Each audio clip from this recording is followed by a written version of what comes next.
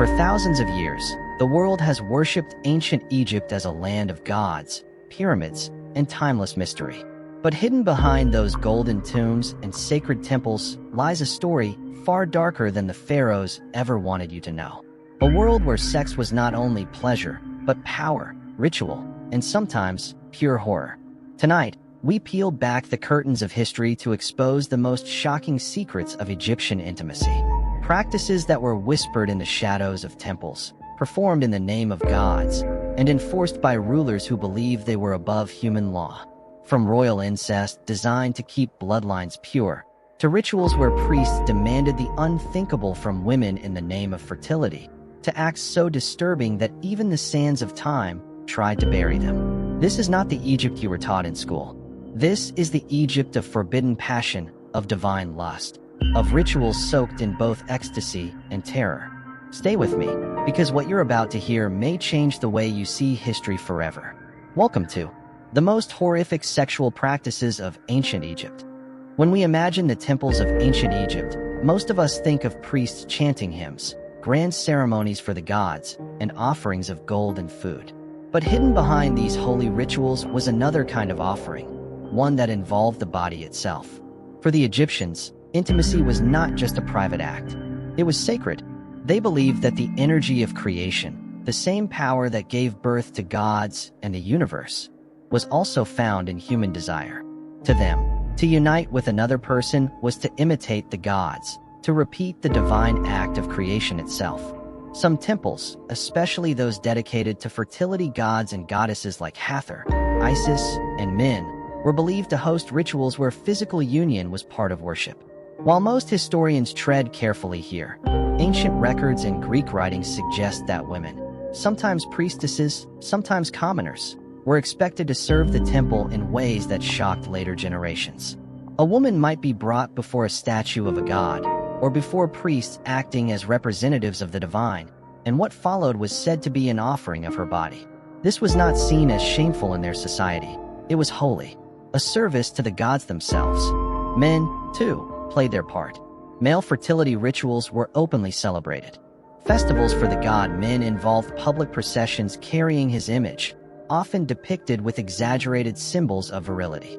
Crowds would chant and cheer, honoring the raw force of life itself. Imagine standing in the desert sun, surrounded by thousands of voices, watching priests raise sacred banners while the people shouted for fertility and abundance. To the Egyptians, this was not obscene. It was power. It was survival. Even the Nile River was thought to respond to these sacred acts.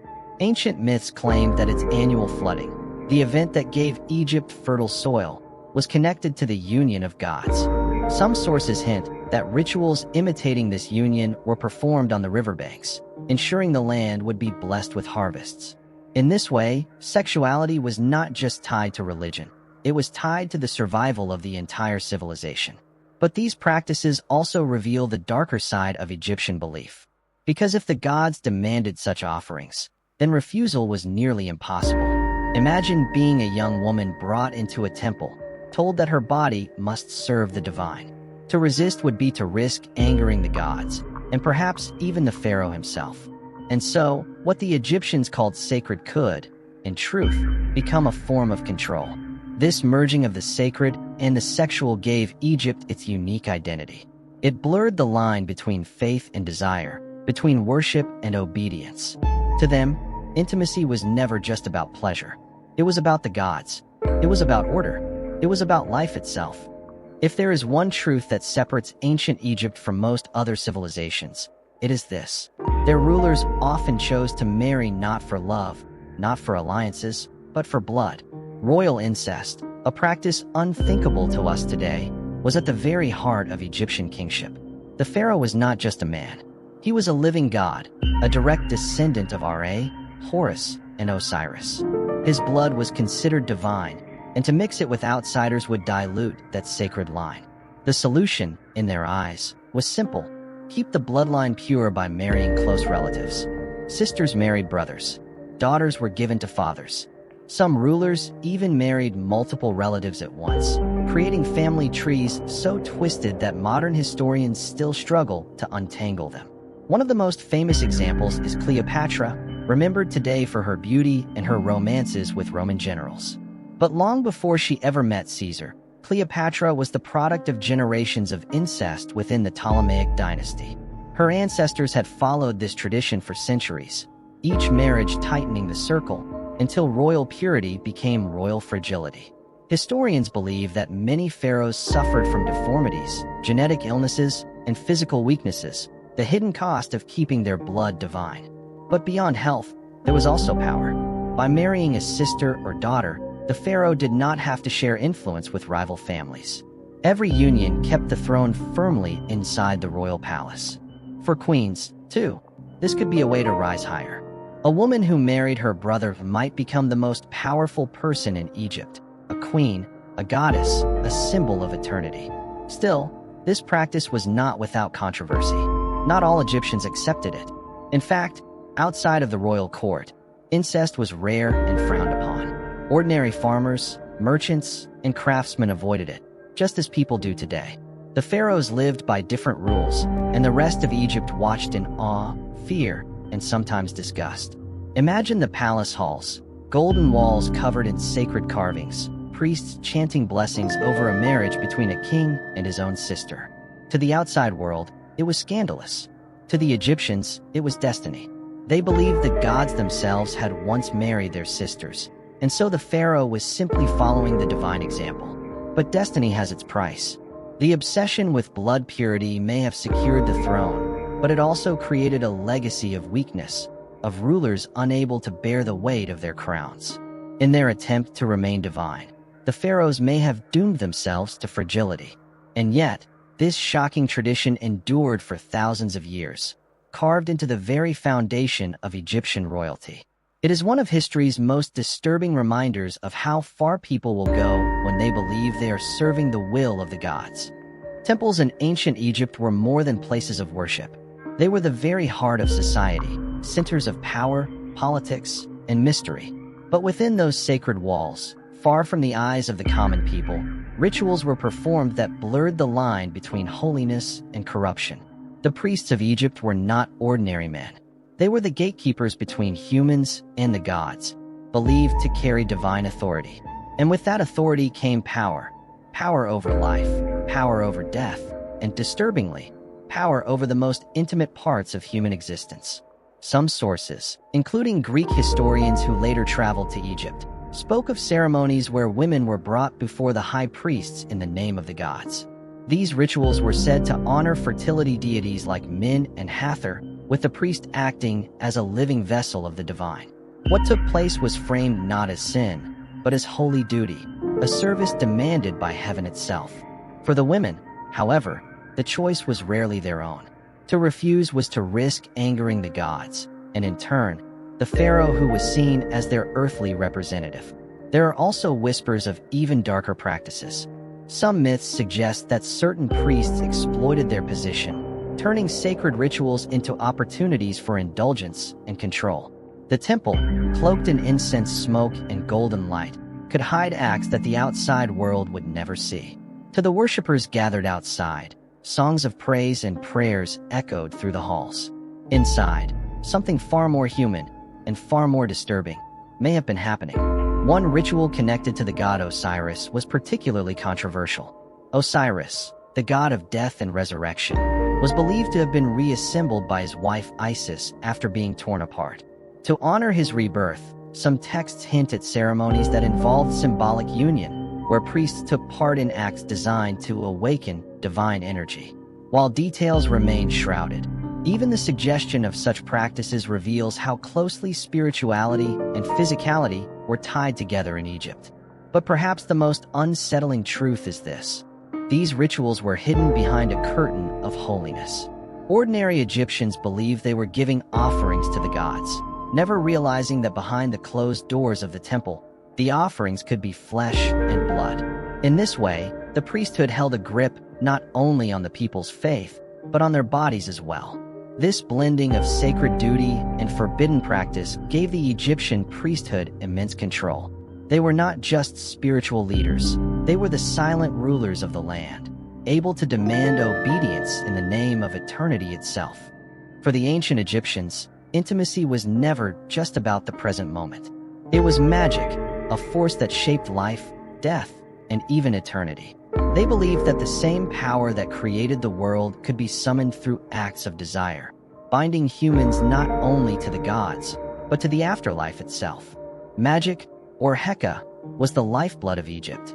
Every spell, every ritual, every charm was built on the belief that unseen forces controlled the universe. And many of these magical practices were tied directly to fertility and reproduction. For example, women seeking children might turn to priests who performed rituals involving symbolic unions, sacred figurines, or even incantations whispered over their bodies. Some spells instructed women to consume special potions or were charms shaped like sexual symbols to guarantee conception. Others called on the goddess Hathor, protector of love and fertility, to bless their wombs with life. But it did not stop with the living. The Egyptians believed that sexual power continued after death. In tombs, archaeologists have discovered amulets, carvings, and even explicit imagery buried with the dead, symbols meant to ensure virility and fertility in the next world. Just as food and treasures were placed in tombs for the journey, so too were reminders of human intimacy. To the Egyptians, entering the afterlife without this power would mean weakness, incompleteness, and dishonor. Some myths even suggest darker practices. In rare accounts, embalmers and priests were rumored to take advantage of women's bodies before burial, under the belief that such acts would seal their journey into the afterlife. While historians debate the truth of these claims, the fact that the stories exist at all reveals how deeply magic and sexuality were entangled in Egyptian thought. And then there were the rituals of renewal. During festivals honoring Osiris, the god of resurrection, priests performed ceremonies that symbolically reenacted his rebirth. Some sources suggest that these rituals may have included acts designed to represent the union of life and death, ensuring that crops would grow, the Nile would flood, and Egypt itself would survive another year. To the Egyptians, intimacy was not private, it was cosmic. It was a force that decided the fate of nations. This blending of magic, fertility, and the afterlife gave Egypt one of the most complex sexual cultures in history. Desire was not just pleasure, it was a spell, a tool, a bridge to eternity. And in their quest to control it, the Egyptians created practices that shock us even today. Up until now, we've looked at temples, priests, and royalty. But what about ordinary Egyptians? What happened behind the mud brick walls of common households? The truth is, while the pharaohs lived by divine rules, the daily lives of men and women were shaped by their own, often surprising, practices. Marriage in ancient Egypt was considered a private contract, not a holy ceremony. Couples often married young, sometimes as early as their teenage years. And unlike the kings and queens, most Egyptians chose partners from outside their families. Love poetry from the time shows that affection, attraction, and passion were alive and well, even thousands of years ago. Some writings describe stolen kisses, longing glances, and playful exchanges that feel shockingly modern to us today. But intimacy was not always about love. It was also about survival. Polygamy, one man having several wives, was legal, though it was usually practiced only by the wealthy who could afford it. For most people, one partner was enough, though mistresses and affairs were not uncommon. Archaeological records even show that jealousy, betrayal, and divorce existed in Egypt, proving that their relationships were just as complicated as ours. Contraception was another surprising part of daily life. The Egyptians developed some of the earliest known methods to prevent pregnancy. Historical medical texts describe mixtures of honey, acacia, and even crocodile dung used as primitive barriers. As strange as it sounds, some of these ingredients may have actually been effective due to their chemical properties. For women who wanted children, however, fertility spells, charms, and prayers were just as important as medicine. Slavery added a darker layer to Egyptian sexuality. Household servants and female slaves were sometimes forced into relationships they did not choose. While ordinary marriage could be loving and equal, the lives of the enslaved reveal the imbalance of power in Egyptian society. In this way, daily life practices ranged from tender and affectionate to deeply troubling. And then there were the festivals. Public celebrations often had elements of music, dance, and even playful sexuality. During harvest festivals or feasts for fertility gods, the atmosphere could turn wild, blurring the line between celebration and indulgence. What happened in the privacy of these nights was rarely written down, but the silence of history often hides the loudest truths. So while temples and palaces held the darkest secrets, the daily lives of ordinary Egyptians remind us that intimacy was everywhere. In poetry and medicine, in marriages and festivals, it shaped their joys, their fears, and their survival. To understand Egypt fully, we must see both the sacred extremes of their rulers and the simple, very human desires of the people who built the pyramids. Every civilization hides its shadows, and Egypt was no different. Behind the golden masks, behind the hymns to the gods, were whispers of practices so disturbing that even their own people feared to speak of them. These are the darkest secrets of ancient Egypt, secrets the sands tried to bury. One of the most chilling comes from the world of embalming. When a woman of high status died, her body was prepared for the afterlife by priests and embalmers. But ancient writers like Herodotus tell us of rumors that some embalmers violated these bodies before they were properly mummified. To prevent this, families sometimes delayed delivering the body to the embalmers until decay had begun, making it less desirable. Whether myth or truth, the fact that such stories existed at all reveals how fear and morality clashed with power inside those sacred workshops of the dead. Another secret lies in the darker corners of fertility magic. Some spells and amulets discovered by archaeologists contain imagery so explicit that many museums once refused to display them. These charms were believed to guarantee conception, cure infertility, or even bend another person's will through desire. To the Egyptians, this was not obscene, it was practical magic. But to us today, it shows how sexuality and superstition became dangerously intertwined. There are also hints of ritualized intoxication, where wine, narcotics, and music combined to create states of frenzy. In these altered moments, participants might lose control, performing acts that blurred the line between worship and indulgence. Were these ceremonies truly divine, or simply opportunities for exploitation, hidden behind the veil of religion? And then, there were the unspeakable crimes of the powerful. Pharaohs and priests, untouchable by law, could demand whatever they wished, whether it was gold, land, or the obedience of another person's body. For the victims, resistance meant not only punishment, but damnation, for to disobey a god-king was to risk eternal shame. These shadows remind us of a cruel truth. History's most admired civilizations often carried darkness within their brilliance. The pyramids stand as monuments to human genius, but hidden in their shadow are stories of human weakness, corruption, and abuse. The Egyptians built wonders for eternity, yet their darkest secrets were meant to stay buried forever. With all these shocking practices, it is easy to believe that ancient Egypt had no rules at all. But the truth is more complex. Even in a land where gods demanded strange rituals and pharaohs claimed divine rights, there were boundaries. And when those boundaries were crossed, the consequences could be severe. Ordinary Egyptians were expected to live by a strict moral code known as ma'at. This was the principle of truth, balance, and order that held the universe together. To break ma'at was to invite chaos, both in life and in the afterlife. And so, while intimacy and fertility were celebrated, acts that threatened social order were treated as crimes. Adultery, for example, could destroy families and create disputes over inheritance. A woman caught in adultery might face public humiliation, beatings, or even mutilation, depending on the severity of the case. Men, too, were punished, though, as in many ancient societies, their penalties were often lighter. Still, betrayal of marriage vows was seen as a disruption of divine order. There were even harsher consequences for forbidden relationships. While the royal family practiced incest as a divine privilege, ordinary people were strictly forbidden from it. Those caught in such acts could face exile or death. What was sacred for a pharaoh was scandal for a farmer, a reminder of how unequal Egyptian morality could be. Homosexuality in Egypt remains a debated subject.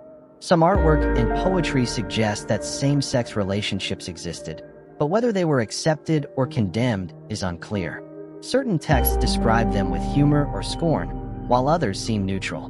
What is certain is that anything seen as threatening family lineage or inheritance could provoke disapproval or punishment. And then there were crimes that pushed the limits of morality entirely: assault, coercion, or exploitation. For these, punishment could be brutal. Some offenders were executed, others mutilated, and many were erased from official records, their names destroyed so they would not find peace in the afterlife. To the Egyptians, this was the ultimate punishment: to be forgotten, denied the eternity they so desperately sought. But perhaps the most chilling form of justice was spiritual. In Egyptian belief, every soul was judged after death by Osiris. The heart of the deceased was weighed against the feather of Maat. If the heart was heavy with sin, it was devoured by the monster Ammit, condemning the soul to eternal destruction. To the Egyptians, no earthly punishment compared to the terror of losing your afterlife.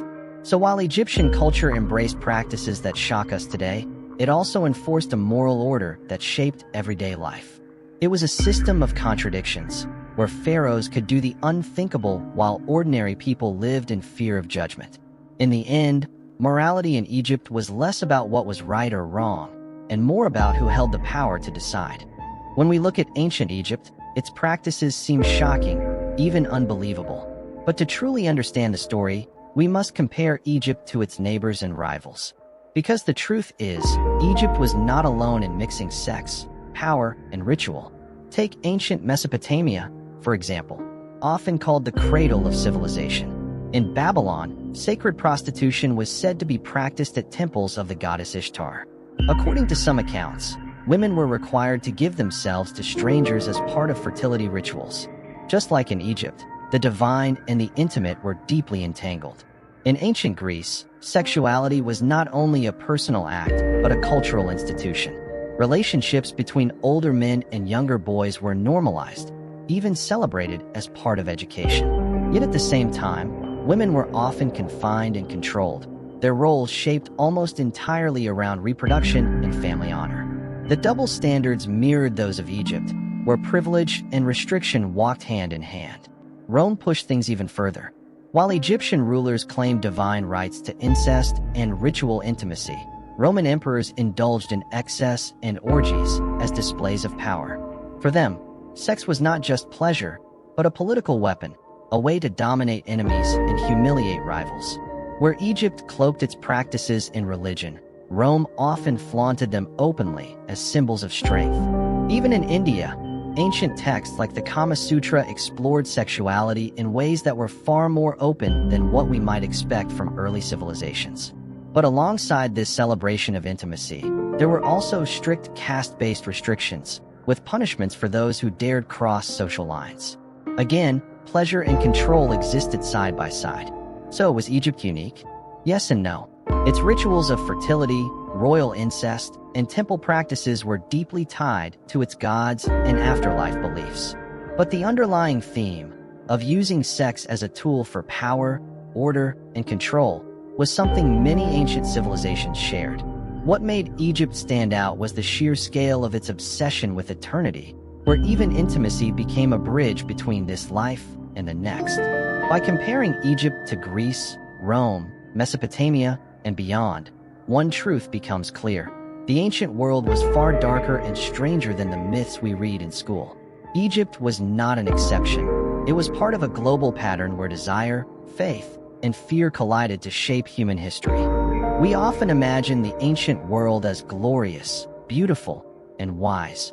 Pyramids rising to the sky, kings crowned in gold, and temples filled with divine light.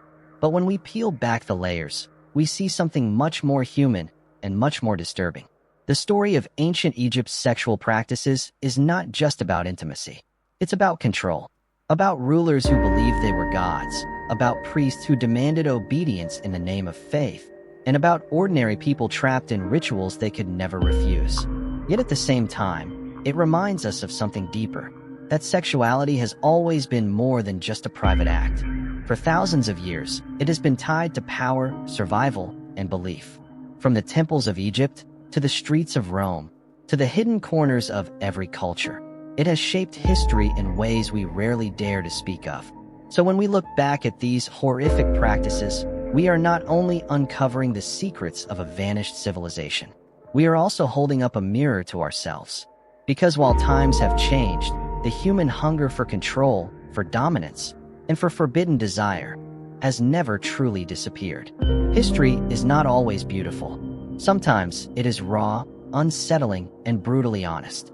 And perhaps that is why we must study it, not to glorify it, but to understand the shadows that still live with us today. This was the most horrific sexual practices of ancient Egypt. Thank you for watching. And remember, history hides many truths, but only those brave enough to look closely will ever find them.